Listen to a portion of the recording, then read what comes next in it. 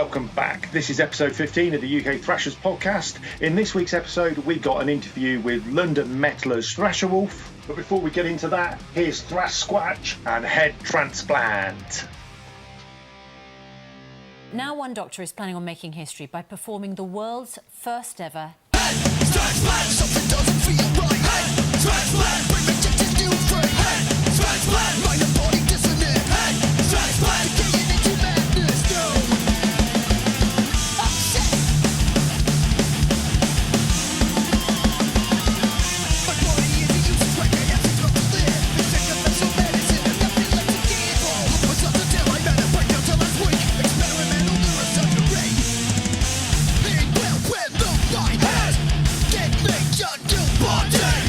I just to let again. Head transplant. Something doesn't feel right. Head transplant. Bring me just to free. Head transplant. Mind and body dissonant. Head transplant. Getting into madness. Head transplant. Head transplant. Head transplant. Head. A short, sharp kick to the face there from Thrash Squatch. That was Head Transplant, and it was featured on our Mosh in the Roof on double EP, which we did for Shelter Charity. Another band that supported the Mosh in the Roof on project, also headlining the show up in Bolton at the end of the month. This is Illyrian, and this is Distorted Reality.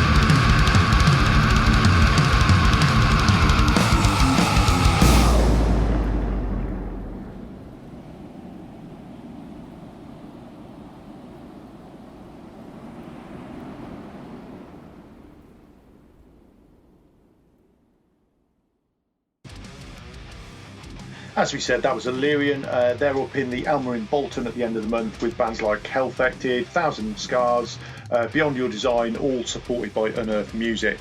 Okay, next up is our interview. Welcome to ThrasherWolf.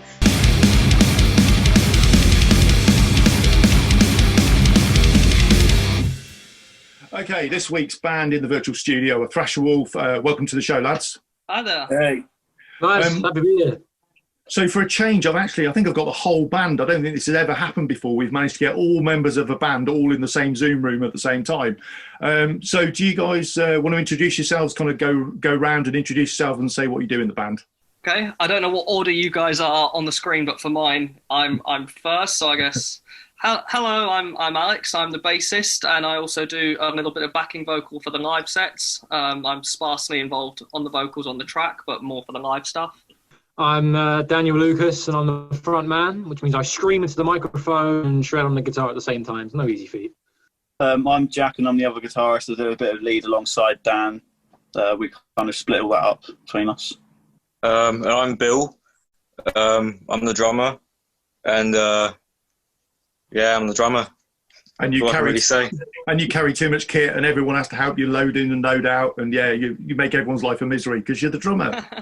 We've got it down to a mechanical art on how to assemble Bill's drum kit, like military style, within 5 minutes of being up on a stage. What that is it's me and you, Alex, keeping out of the way, and then they do it because we get in the way. That sounds like a good option. Know where your strengths and weaknesses are, and discretion is the better form of valour. So how did you guys all meet and kind of decide to form a band? And how long ago was that? Well, I'd say the band started quite a few years ago, back when I was in college. Not the lineup we had now, obviously. I wanted to do something really creative with my time, with my career, with my life. And so I thought, okay, you know what? Fuck it. I love thrash. I love metal. So why I can do things. So why don't I create a band? And so it just sort of went on from there. I invited a few friends around. We had a bit of a jam. Things didn't really work out with the friends. And so I went down a more professional route. And where Bill is actually my biological brother. Obviously, he didn't leave, which is nice. I actually went through some websites, Bandmix, joinmyband.com, and I managed to find Jack at the time. And if you've heard the Vortex, I think you have. That was his fucking rehearsal song. That was the one we gave him to learn. Which is a scary thing. I know, right? I've had worse. And then we found Alex a few months down the line after we lost our previous bassist as well, and that's the lineup we have now. The name ThrasherWolf, it's created a few eyebrows, and even like what I think one of my reviewers, when he reviewed the Vortex, made a bit of a statement about it. And everywhere it gets said, you get a few kind of like quizzical brows. Where the hell did the name come from? Well, it's half superstition, more, and that's actually kind of cool. I noticed that a lot of bands that actually have wolf in the title tend to do quite well. So that's the superstition side of it. Power Wolf, Leather Wolf, Wolf Cry, Cry Wolf, Death Wolf, Angel Wolf. They've all done somewhat decently with their careers. And I thought, superstition might try and follow the trend. Actually coming up with the idea, I thought I wanted a name that did exactly what it said on the tin. I know it can be somewhat cliche, but there's not a lot of stuff in this world that, let's face it, isn't cliche where we come from. And as far as I'm concerned, cliche invites familiarity and warmth from whoever sees it. And so I thought, why not? I'll do that. We like wolves. Wolves are cool. They're loyal. It acts as a gimmick as well. You can create this whole visual image behind it. And we like to thrash. So I thought, Thrash Wolf. Nah, that's already been done. An artist will get sued. ThrasherWolf. That fucking works. Yeah, It's quite funny because so much of our band is about taking things within thrash that are familiar and doing something modern with it and doing something that's a little bit off the grain. And except for the name itself, that we actually thought, you know what, if it ain't broke, don't try and fix it. This says what we are and what we do, and I think it's quite direct. I think naming a band's quite difficult, isn't it? You know, and I think one of the guys on the Thrash Metal Club, he's commented, at least you can fucking find them on Spotify. You know, when you know, you can look at even big bands. I think, you know, like Virus. There's about 20 bands called Virus of every genres and everything else like that. You know, at the moment, unless people start ripping you off, there is only one ThrasherWolf. So, you know, from that point of view, it's you know, it's unique in that region, I guess. I'd quite like it if that later down the road, if we got higher Google rating and whatever, that as soon as someone typed thrash, it immediately started to throw ThrasherWolf into the mix. That'd be a good little bit of marketing there. Just you are on Google rankings bigger than Thrash itself. There's an aspiration. Yeah, that's the dream. Yeah. Start small, Alex. Yeah, nothing like big aspirations, is there? There's, you know, Right. So for people who haven't yet kind of heard you, what is the ThrasherWolf sound? Describe your sound to kind of our listeners that haven't heard you yet, but will do in a few minutes at the end of the interview. Let's just say we like to take a lot of old school, a lot of new school, and mash it together. There's a lot of old school influences we have. I can see the Slayer poster behind you. That's one of our bigger influences. I'd say Slayer, Creator, especially their old stuff. Iced Earth, even that sort of power thrash sort of thing you'd find in songs like When the Night Falls. You can definitely hear a little bit of that in Blood Moon, I think. And then we take some of the newer stuff. I'd say like Modern Onslaught, Hex, and bands like that, and like and even Power Trip. Obviously, the sad news we heard today as well. So, you know, rest in peace to that to Riley Gale. We take all that, we put it all together to make it almost it's like a dark old school. That's the only way I can really describe it. Is that we take because obviously when you look at old school thrash, it was somewhat bright in a way. In tones. That was the only way to describe it. And of course, the darkness of the more modern thrash we get today, I just think it'd be a really cool idea to mix it up, and we have, and people like it. So yay. Yeah, I mean, in terms of guitar tone as well, it's pretty like simple setup. PV6505 on the album, going 3 MG pickups for the guitar tone we've got. Yeah, and is that quite important? That obviously, you know, there's a capability now to get a bit carried away in studios and, you know, port them through, you know, a set of stacks of amps and kind of processing that you could never afford to do. Is it important that you can replicate that on stage? Is that you can kind of make sure your sound can be taken with you? I mean, the amp we use is the one that's sitting there. It's 1x12 PV6505 plus. So it's mine anyway, and that's what we use to record it because like, I've still already got it, so we can quite easily just replicate whatever we need to. Yeah, Mike threw a 4x4 as well. 4x12 Marshall as well. Oh yeah. I'd say for me, I'm playing more of a compromise there because the bass that I tend to gig with is one that has quite a wide EQ sweep and can have quite insane sub lows and also be really bright and jazzy if I want it, and it's more so to be able to play off what room I'm in rather than try and exactly get the album sound that really might not translate in a small room with shitty PAs or no sound treatment, whatever. So for me, I try and get the tone I want in my head, but I'd rather be 80% there and it also plays well with the room and doesn't bounce off the walls or make the floor shake. And what about on drums? You know, I can't remember who. In fact, it was Elimination I was interviewing the other week, and in the end, they didn't bother with a drummer at all for for recording their latest EP. They just replaced him with a robot. So, no way. You know, are you under threat, Bill? Are they kind of thinking that they can replace you with with a PlayStation, or is your sound mostly natural without too much treatment?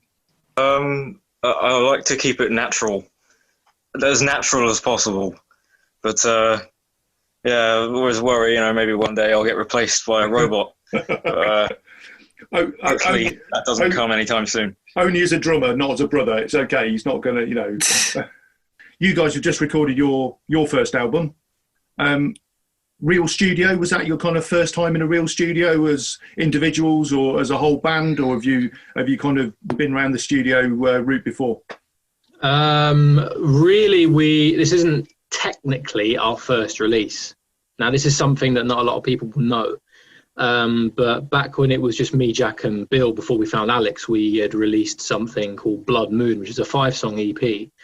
It was a huge learning curve, our first time in the actual studio, and I think without that EP, our album would not have sounded as good as it does now. Because the amp we had at the time was like this horrible, not even a 1x12 little PV Viper 1. It was just overly distorted. The guitar tone was crap.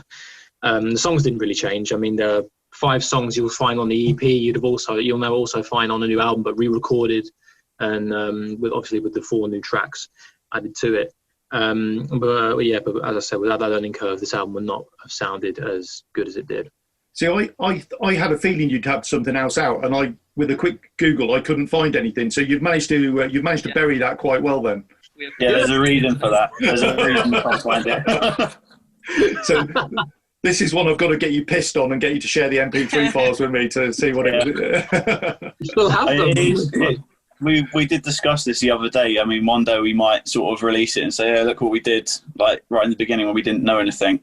Because like we've still got the recordings, but for now we don't want them. Establish yourselves as competent before you can show what a shower of shit it was before.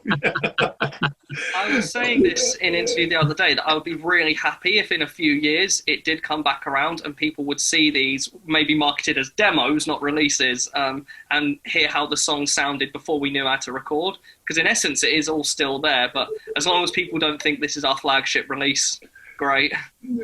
Yeah, and as you say, that's the thing. You know, a couple of albums down, when people are, you're bigger than thrash. You'll be able to get away with releasing that stuff on Bandcamp to say, look, this is where we've come from. But I say you don't want to mix that up with today's release, and people kind of, if they hear the wrong thing first, they could. I guess you could put people off a little bit. Back onto what you said about it being studio, to, whether we were accustomed to studio, etc. Aside from the fact that we had pretty much done 5 songs in there already, coming back to do the album the second time, I had a bit of studio experience myself, and being able to know the songs in and out, as opposed to the engineer who's just listening to it that day, I was able to say, hey, yeah, these guitars need to be darker, this and that needs to go up and down. So I think that did help give a more, I don't want to say it's better because of me, but a more what sound we wanted in our head came onto the album. Definitely helped. Yeah, and you're right. I guess if you're spending, limited budget on limited studio time, you've just got to take the engineer for the hours you pay him and hope that he can twiddle the knobs in the right direction. So the more experience you guys get to direct him, hopefully the better the output. Our engineer, Andy, he was a really awesome dude, and he was down with thrash, and he knew the score, and he was pretty good at knowing what we wanted and how to do it. I really can't, none of us can fault him on his ability, but it won't compare to, say, someone who's played the song a million times, know it in their sleep. I kind of knew what Dan was trying to get out of it when he was describing something to Andy, and I could say, yeah, I think he wants this, and I think that helped. Do the rest of you agree, or was he over twiddling? No, pretty much did what he wanted. Alex tends to know more of the technical terms. For me and Dan, we're just kind of like, it's this bit, it needs a thing. What does it, like, what do we need? Don't know. And Alex will come along, oh no, it needs this EQ. Yeah, well, you were doing it in more layman's terms. I want it thicker, fatter, richer. Yeah, that's exactly it. And you would turn it dial X into okay, cool. I had a really beautiful moment where the guitar. Andy asked Dan what he wanted with the guitars, and Dan said he wanted the guitars to sound like the epitome of darkness incarnate. And Andy looked at me, and I said, "Can you turn the reverb up?" That's got to be a T-shirt, isn't it? I would love that. I was looking at that. That'd be great. I kind of touched on it there. Well, you answered the question in advance, really. The songs on the album, you've toured those already. They're all stage plays, or at least the ones from the EP are. What about have all the tracks you played been kind of played in anger, or were any of them the first kind of outing in the studio? There's only 2 songs I think that we actually haven't gigged before. We've done all of them from the EP, but the only ones we haven't done is, I think, Vanity, and actually the 11-minute long one, which we still need to play for the first time, and actually we still need to completely learn it, to be honest. It's such a daunting task. So I wrote that down in my pre-questions, doing an 11-minute track for a kind of a young thrash band. is a pretty ballsy move, really. You know, that's a lot of us thrashers haven't got more than 2.5 minute attention span anyway. So you know, you're going to have to struggle. You're going to have to struggle with that. Is that a challenge? Do you think it's going to be done maybe a couple of times, but do you think you're going to end up making that a regular part of your set? It really depends, I think, on the set list we're given. For the more important gigs, the ones we really, really want to punch people in the face, we're going to have War in there. Just because it's one of those songs that grabs people by the balls. Do you know what I mean? It's our clenching the fist of dissent. Also, in regards to obviously 11-minute song on a set, we've got Blood Moon, which is a 9-minute song in itself, and we've had quite a lot of good feedback from that when we've played that live. That's the second longest song on the album, and there's like a lot of people do tend to enjoy that song. Yeah, it's always a balance, isn't it? You know, as I say, you got to read the crowd a little bit, and you know, if it depends who you're supporting, or you know, if you're headliner or whatever as well. All those things take into play. Because I interviewed Cryptic Shift a few weeks ago, and they've got like a 38-minute track on their album. It's like that's a whole different level of 11 minutes is a doddle compared to that. Yeah, please don't tell Dan that. He's the mastermind who writes it all. Yeah, as well, I think. Wait, say what? Nothing, Dan. Don't worry about it. I think one of the hard things as well is a lot of our sets are like 30-minute, 40-minute, 50-minute top, and for that, putting an 11-minute song in will eat away some of the other shorter ones that we also want to get into. So it can be just a little bit about logistics of the set list as well. Yeah, it's that balance, isn't it? It's right time, right place, and if you can remember it all. Also, I don't think we could put Blood Moon and War in the same set, because we'd probably just have those two songs. And literally. Bye. Yeah. yeah. Well, again, it depends how long the set is, doesn't it? If you've got an hour to play, you can get away with it. But if a two song in a 25-minute set, he's probably going to. Is that all they're going to do? You know. Sure. There's no way we're doing that. So we spoke about gigging now. Have you played quite a few gigs? Have you kind of been, working? Are you all London based? Is that home for you guys? Yeah. So have you been kind of gigging hard around the London area? Have you managed to get kind of a fair few gigs, or is it tough going at the moment? Obviously, at the moment it's shit, but yeah, we were really kind of hitting our stride about 5 gigs in, where we find the first few gigs you're still sort of finding your feet, and then we really hit this point where every time we were going on stage we're like, right, we're going to nail this, and we were starting to get good feedback and everything was going brilliantly. And then this thing called COVID happened. Your viewers may have heard of it, and everything went to hell, and now there's no more gigs for a while. I mean, that's the thing. It was getting to the point where, like, we were doing Metal to the Masses in the Unicorn in Camden, and we also had a gig lined up where we were supporting. I can't remember for the life of me what the band was. They had their album release. Which one? Rogue Charter. Yeah, we were supporting them in the Unicorn as well. And while we were there in Metal to the Masses, we were on a poster at the same time. We're like, oh look, there's us. So that was quite a cool moment. But then that gig with Rogue Charter never happened because COVID happened, and then everything got shut down and the world ended. So it's just sort of ground to a halt from there. We were booked to play our first lot of festivals as well. I think Camden Rocks being the one that springs to mind.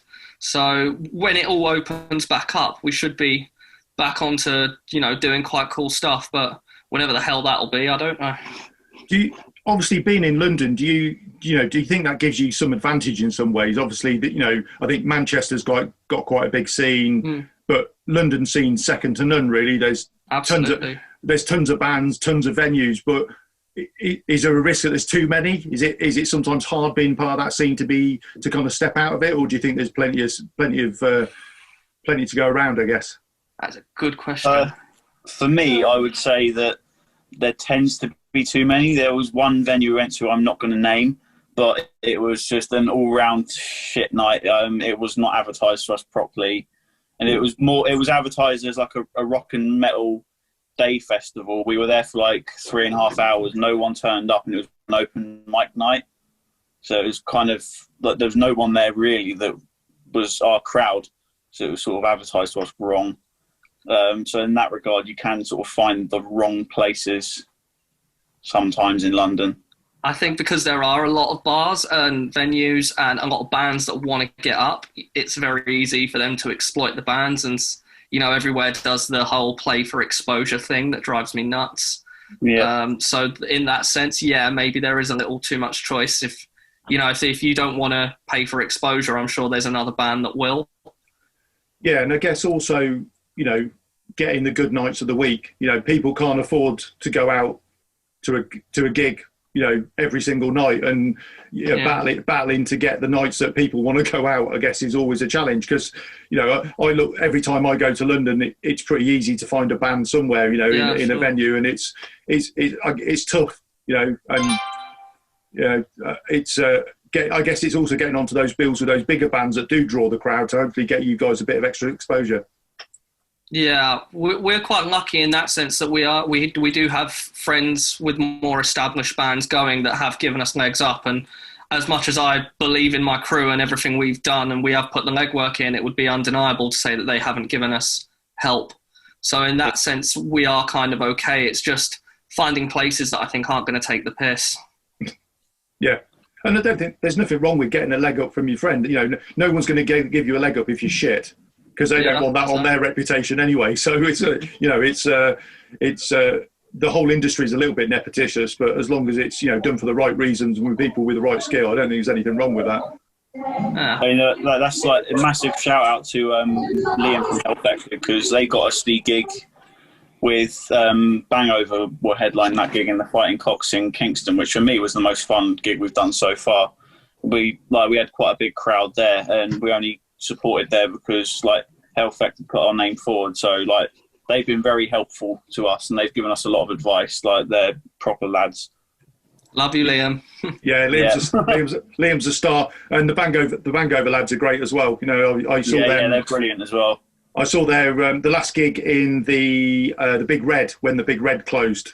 I was in London for that, and that was a mad night. Those What about the other bands on the underground scene? London and the wider country. Obviously, you've mentioned Liam and the Hellfected Boys and Bangover. What kind of other bands do you see kind of out there playing at the moment? You think, we want to be part of that. We want to be, try and get up and share a slot with them somewhere else in the country and all that sort of stuff.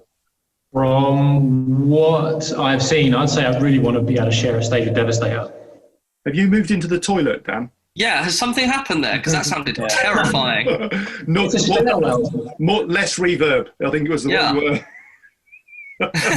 When I moved, the signal was crap. It's all right. You're in the stairwell. That's fine. Carry on, mate. So what are you saying? Devastator. Yeah, I'd really like to be able to play with Devastator. Just particularly from what I've heard, their new albums are fucking amazing. I've seen lots of reviews as well because of the people doing group reviews on our album and their album as well, and they just loved every second of it, obviously. But I'd say I'd really want to start playing with bands like Blood Church as well. Blood Church are pretty cool. I'll take that level of reverb seriously. I want to play with Blood Church as well. I'm not your father. That's fantastic. What about the rest of you? What other bands kind of float your boat at the moment? For me, to be honest, I'd be quite happy to play with anyone. Normally, we turn up somewhere. It's normally Dan that is going up to these other bands and saying, "Oh, do you want to do this?" And then I'll just rock up and we start chatting and stuff. There's not really any one specific band. Although saying that, who did we play with?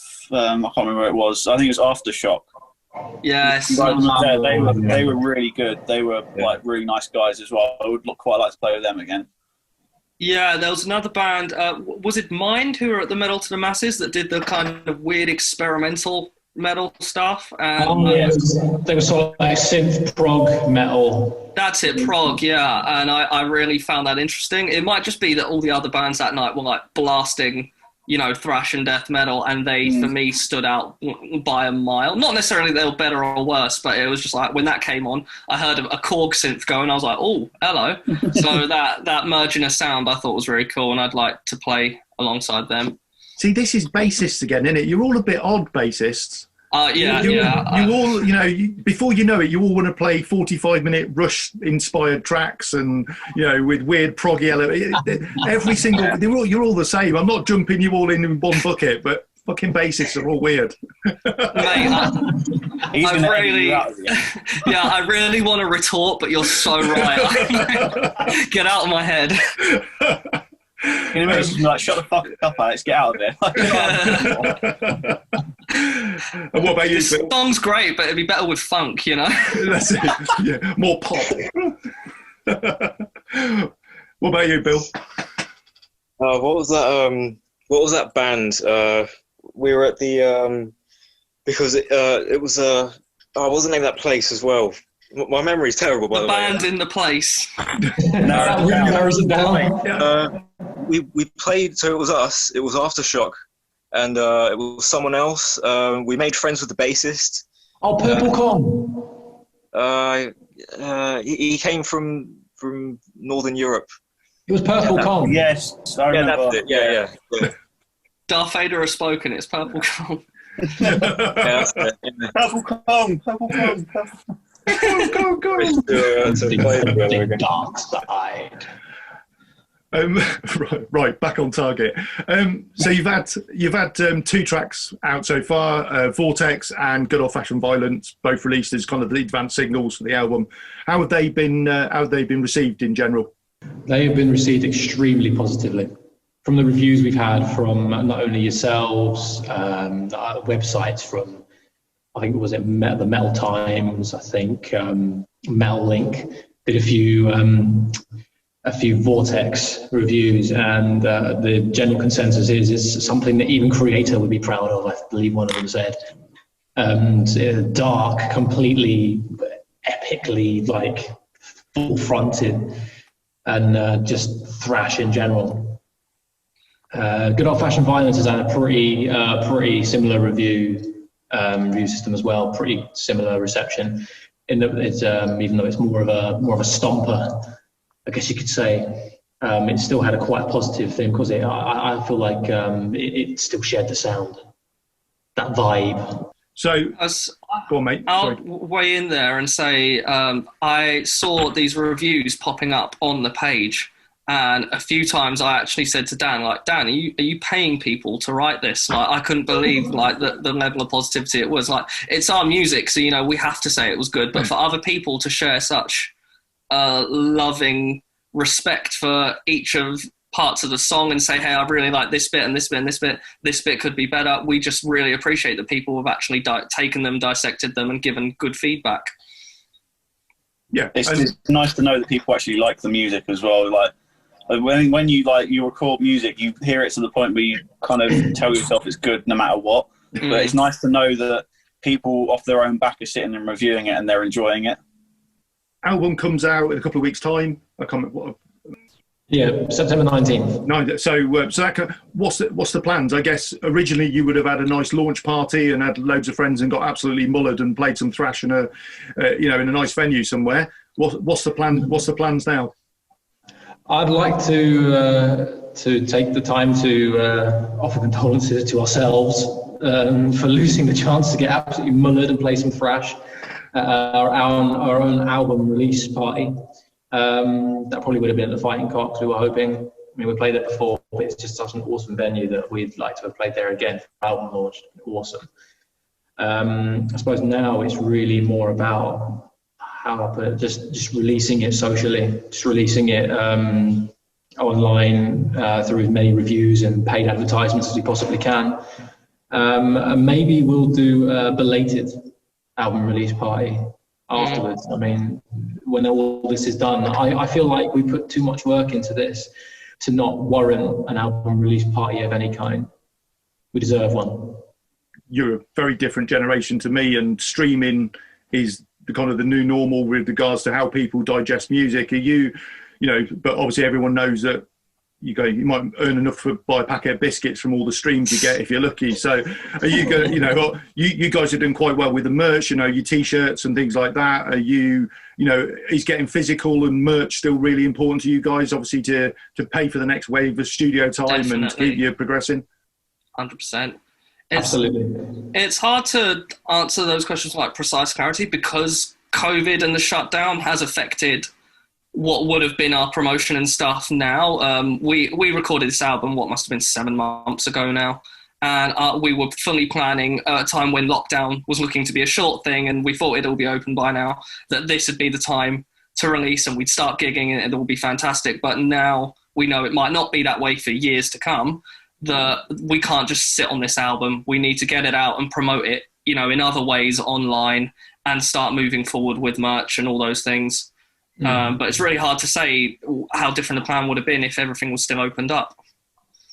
Yeah. But I guess it goes back to that kind of earlier statement that being in London, you've got a bit of a ready-made fan base. But you know, do you want to escape from London? You know, is the option to get out there and, you know, play the Manchesters and the you know, the Midlands and all those sorts of places? Is that quite important to you? Absolutely, 100%. I would love that. Well, we do have the opportunity now that we are under Unearthed Music, along with Hellfect, Blood Church, and all those other bands. So we will have the chance to head up north, head elsewhere, east, west of this huge rock we call a country, to actually play as many places as we possibly can. I think a lot of that stems from living in London. You grow up to hate London and you just want to get out. So, like, us four just fucking hate it here. It's like the exact opposite of the rest of the country, isn't it? Everyone else wants to break London and you, like, just want to break out of it. Yeah, that's so true. I wouldn't say I hate London, maybe just the suburbs. Like, I would love to play Underworld and Camden and all those places, but it's just, I think it's the small towny bits that you don't really want to stay in. I'd love to just go to Manchester. It's getting to the places that pisses me off. Yeah. Like, the tubers, I just can't stand central London. That's just me, I think. I was actually going to say this. I think part of the dream of going out is that we can all get in the tour van and, you know, go somewhere else and visit somewhere new. Playing a gig down the road in London, you know, we're bringing Bill's drum kit on a tube with us. It's not quite as rock and roll. So what would you like to do, like a UK tour, or, you know, at least a few dates on, you know, UK festivals, or even just day trips anywhere, I guess? Festivals are the dream. Jack, do you want to take that? Because I know the festival thing was the one you said about first. Yeah, that personally for me, my dream is to one day play Download Festival. Biggest aspiration, don't care what stages. We could be on the bottom of the smallest stage for all I care, but I've been going to that festival since 2014. Obviously, this year I couldn't go because fucking virus. But that is my aspiration, would be to play Download and other festivals like Bloodstock and things like that as well. Yeah, and I guess, you know, the Metal to the Masses competition is a good avenue to give you that leg quite quickly. You know, if you do well in Metal to the Masses, you can, you know, like the Illyrian lads and people like that managed to get onto that big stage. And I think the first Metal to the Masses we did was our third gig, and we never went in thinking, yeah, we're going to absolutely nail this, we're going to be better. But then to actually get through, I thought, God, this could happen. I mean, to be fair, we didn't get through the initial. We got invited back to the pit round and then got through. You don't have to tell the interviewer that. No, but like, that's what I'm saying. I think that's where we improved between the first time and the second time. So we had a few gigs between. That's what I'm saying. I think by the time it was our pit round, the pit round is probably our sixth gig. I can't remember. I think it was our fifth. Yeah, and then we got through, which was quite surreal. So what's the pit round? Is that like the kind of the best of the rest that then battle it out for the last place? Yes, we got through with, I can't remember who the band was now. Eater of Man. Like Goldfish. What was the other band called? Eater of Man. Was it that one? All right. Yeah, Eater of Man.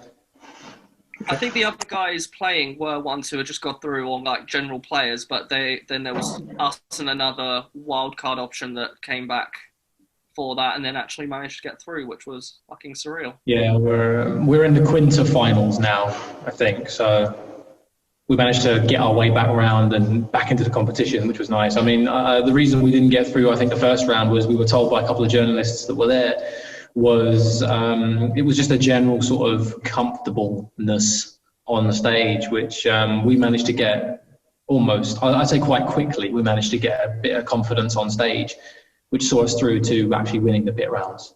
Okay, so your uncomfortableness rather than you were overly comfortable, you were a bit awkward, were you?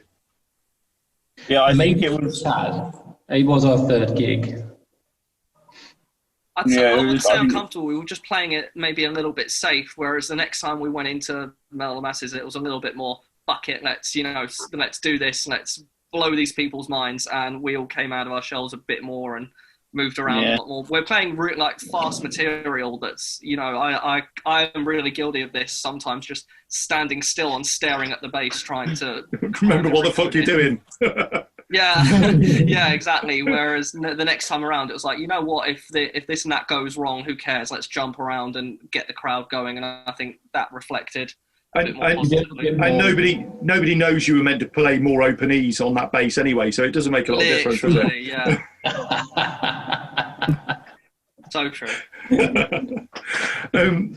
So, what about internationally? What other bands are you listening to? What kind of both modern and I guess the originals? What other bands have kind of influenced you and help you take shape and keep you moving forward? Right. I'd say, I think it's just sort of more thrash in general, really. Just sort of, one of my aspirations is to at least play on the stage with one of my idols. Obviously, that is 50-50 whether that, of course, happen. Gary Holt's a fucking massive name. He's an absolute legend. I like Exodus are perhaps one of the bands that have always inspired me to keep going through the early years of the Toxic Wolves to look Atrocity Exhibition A all the way up to now. They've just been, Gary Holt has just been the absolute legend that I've always wanted to meet, shake hands with, actually play together on a stage. So you've set your aspirations fairly high then. If you'd said Liam from Hellfected, all your ambitions could come true. Oh, yeah, they've already come true. They've already come true. That's it. My life is complete. We can all go home now, guys. That's it. Pack up, put the amp away. What about you, Dean? Actually means your name's Dean for some reason.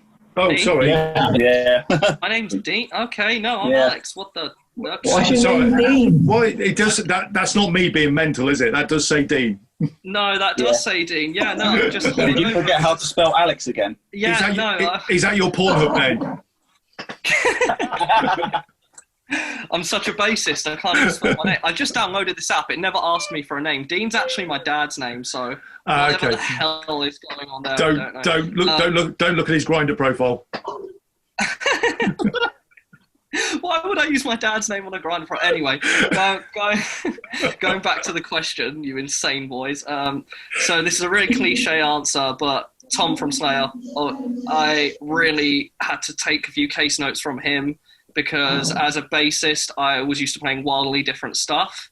And for him, who is doing lead vocals and playing bass, I was like, okay, wow, I can learn how to do it, because I obviously sing a bit on stage, and I'd never sung while playing bass before, so I was like, this guy knows what's up in that respect. He not only plays fucking quickly, but also sings flawlessly while doing it, so that was quite a big inspiration point, I guess, in that I rooted myself whenever I struggled to sing and play at the same time, so I looked at how he was doing it and where he was able to focus on the voice instead of the bass, and then back on the bass instead of the voice, learn what's appropriate him. So I'd love to say to him, good on you, man, how you pull off a live show where everyone is looking at you all the time and do that. I just think he's fucking incredible. Jack, or Tarquin, or whatever your real name is. We're not going to, Yeah, it is actually Jack. I've managed to spell my name right, Dean. My inspirations, I started off playing punk rock and stuff, and then went metalcore before starting going thrash. So my inspirations are kind of all over the place. Like the first band I ever saw live was Green Day, and then went through started listening to Papa Roach, seeing them, Linkin Park, going into Avenged Sevenfold. Now it's Slayer. I do really enjoy, and I do quite. I like the sound that they have. Yeah. So you kind of don't really know. You've kind of gone forward and then backwards again. Yeah, sort of. My music taste is all over the place. I think with the amount of festivals I've been to, I've just seen so many bands I can't really name inspirations anymore. I've seen Kiss as well, which obviously not very metal, but performance-wise, they put on one of the best shows I've ever seen. It they were just incredible. I'd love to be at the stage where you could have pyrotechnics, the lead guitarist is going up a zip line, playing like on a podium in the crowd and things like that. It was honestly amazing. So talking about people with a big stage show, I can see behind Bill's shoulder he's got a Monomark poster up there. So are you preparing to put your rowing boat on stage with your drinking horn and kind of play some Viking metal? Or no?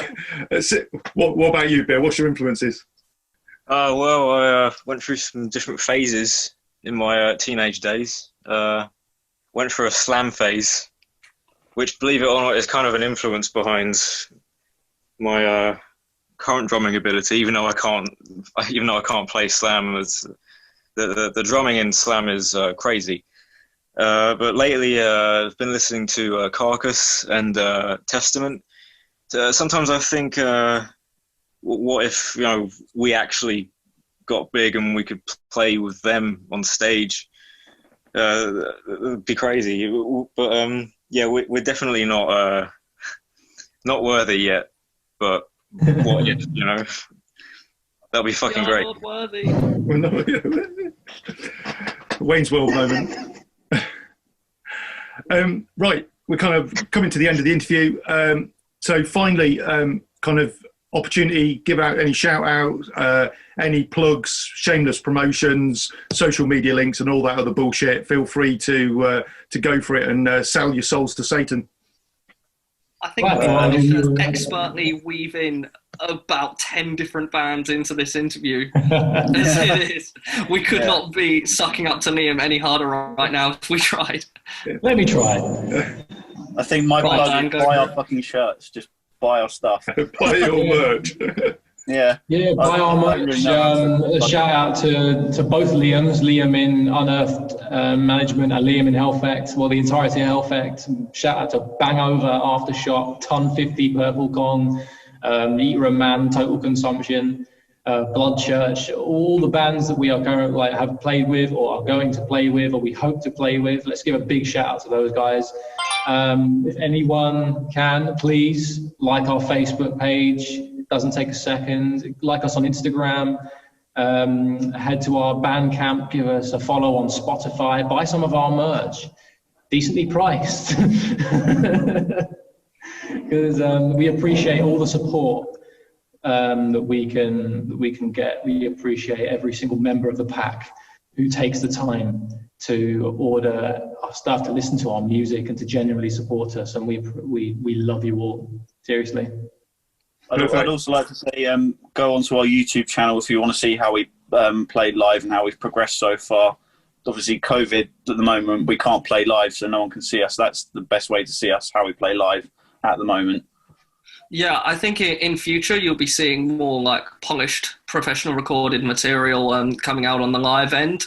Once we go back into gigging, what we've got so far has tended to be, say, starter gigs recorded from someone's phone or whatever, but we are looking into more professional means of production, and going forward, I think we'll be able to put on some killer live sets that people should check out. Ideal. Guys, thanks for joining us. Look forward to catching you, hopefully live after all this shit show's over. And hope the album's a real success, and see you soon. Thank you very much. Thank you.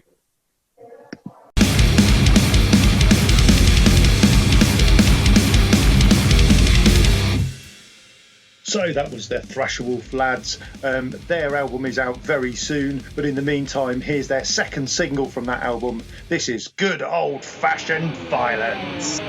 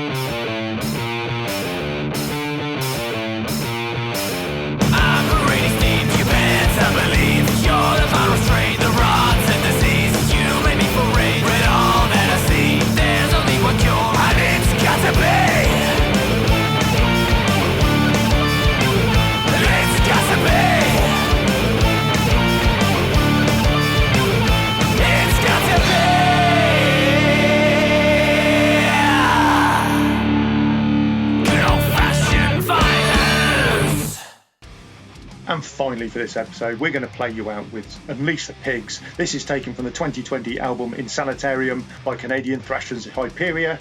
Thanks for tuning in. See you next time.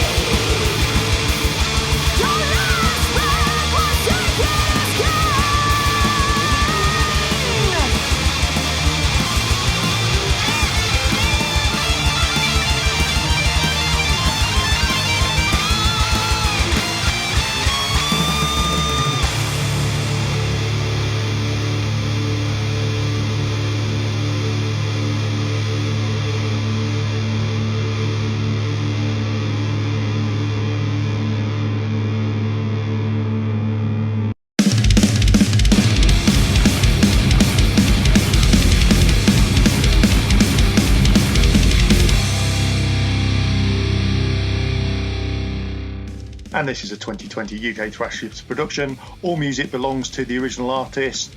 Buy, don't Spotify.